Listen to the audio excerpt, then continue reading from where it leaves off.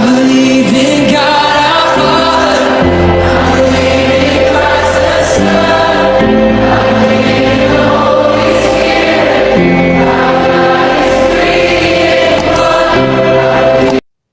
Hey y'all, I'm back again with another video, and this is part 3 to my story, except this is not my story.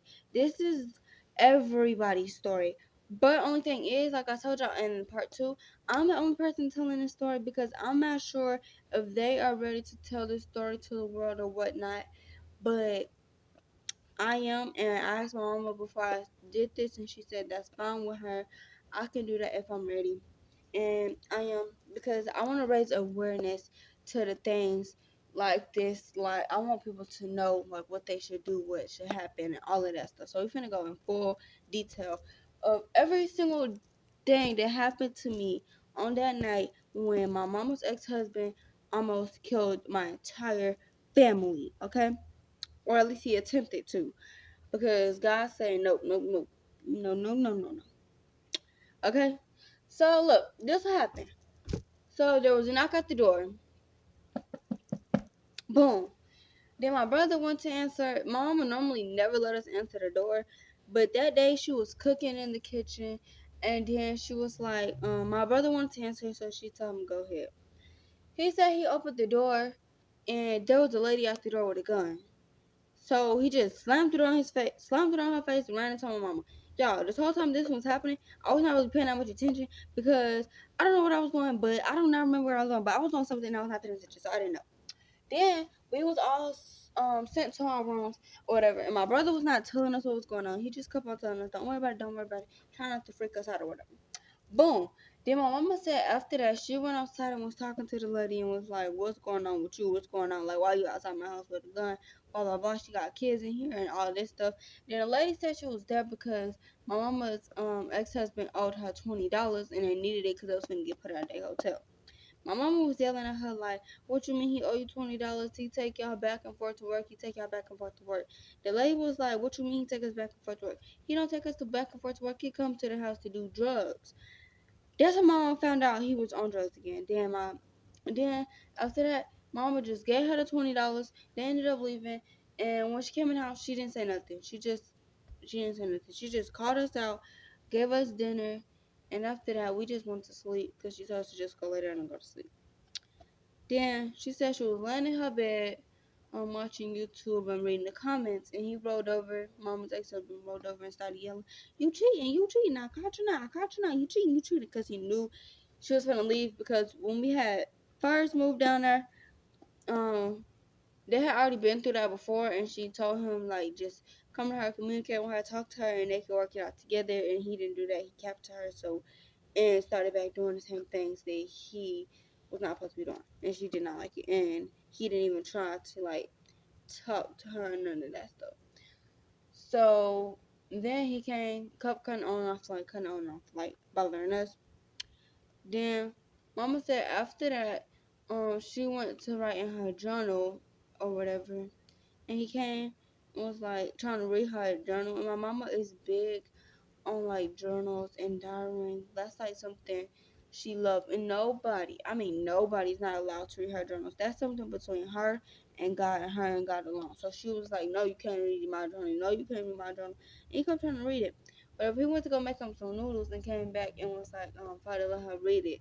And she told him no. So then he threw the boiling pot of water on her, but she had on this big oversized hoodie, so it didn't touch her skin at all. But she just made it seem like it because Mama, Mama, she's not dumb. She's really not. So she made it seem like it and was yelling at him.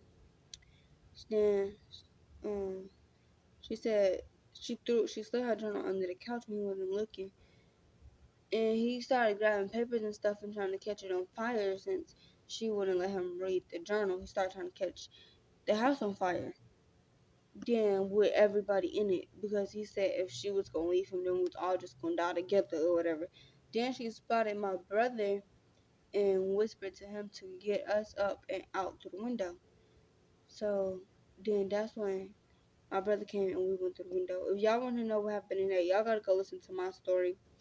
But we're gonna stick on to what happened with Mama while this was happening. So he kept trying to light stuff on fire. He ended up trying to light the couch on fire. He did he lit a piece of paper on fire and tried to throw it on the couch that my mama was sitting on, but she quickly put the fire out. The whole time this was going on, we was all going through out the window. She said then she walked to the back of the house and saw we still wasn't out the window yet, so she walked back to the front to distract him. Then she had walked back to the back again and saw we was out the house, so then she ran out the door. And when she ran out the door, he like locked the door behind her. He didn't open it or nothing. He just slammed the door behind her and yelled, "That's why I got your kids," and was singing that song. What he's still singing? He was singing that song. If you wanna leave, go ahead and walk out the door. But one thing that you gotta remember is no monkey don't stop no show. That was the song he told her, and he slammed the door and locked it and was like, "That's why he had kids and I know we was already at the house." Then that's when we all started running. We started running and knocking on people's doors. Nobody wasn't answering. All of that stuff happened. And then he had came back out. He had came back out and he started like chasing us. And he was trying to get us. He kept yelling and yelling for us to come back and come back, whatever. That's when he had caught that Charlie horse and we had made it. So we go skip to when the police had came. Okay. So when the police had came and she was telling them, she said when she went over there to their house, he kept on he was trying to accuse her and blame her of cutting him and burning him. Like he literally burnt his own self and said that my mama burnt him. But the cops didn't believe that because he didn't even call the cops and nothing like that. But when she was getting all of our stuff or whatever. But yeah, that's pretty much what happened. But I'm like, I don't know what to do. I'm over that now, but I just want to raise awareness to people and families. Like, I feel like everybody should have things where if there was an emergency situation, you have like a plan or something, or like a code word or something, so everybody know. And like, I feel like everybody should be safe and just not put all their trust into one person.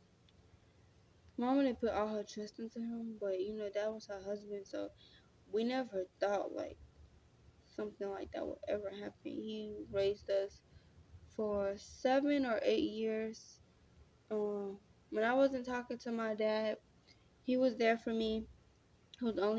He was like my father figure. To this day, I'm not really mad at him at all, and that's crazy because I'm really, really mad at my dad for the things he did. But I'm not mad at him, even though he literally tried to kill us. But it's like I expected more from my dad, but that's a whole nother story alone. But yeah, so it's like you never know. It could be anybody, literally. It could be your own mama. It could be your own daddy. It could be your stepdad. It could be your own granny. It does not matter. I feel like everybody has to put their trust in God and sit down and make a plan, because never in a million years did I think that the man who had been raising me for the last 7 or 8 years would ever try to kill me and my mom and my siblings. Never, ever, ever would you expect something like that to happen to you. But it happens. And I would read about that stuff and I would see that stuff all on Instagram and everything. And I would always be like, how could somebody do that? I would never believe it until it happened to me. And it's like this is one of those things that you don't expect none of that stuff to happen to you. That's not what you expect. You don't just know. But it happens. It's like a real life happens to people, and it happened to me and my family. So, and it's like it's real, y'all. It's real. It's real life. This is not a sympathy video. I'm not asking y'all for no sympathy or none of that, and that's not what I'm asking for. All I'm simply asking is for people to. I'm not saying have trust issues, but just be aware. Know your things, know your boundaries, know if something was to ever happen, know what you would have to do. Like, you gotta know. I'm not saying to just not trust people for no. That's not what I'm saying, but I'm saying be aware, pay attention, like have a plan. Like, you never know what could happen. You literally never know. And most of all, trust God and stay prayed up. Cause I feel like my mama, when she was watching on YouTube, she was literally watching Christian videos. So I feel like if she was not in that moment, if she was not paying attention and have focus on God, then I thought it could have went so left. So like, just like know y'all plans and everything, and make sure y'all is always staying focused on God. Cause I feel like that's like the biggest thing.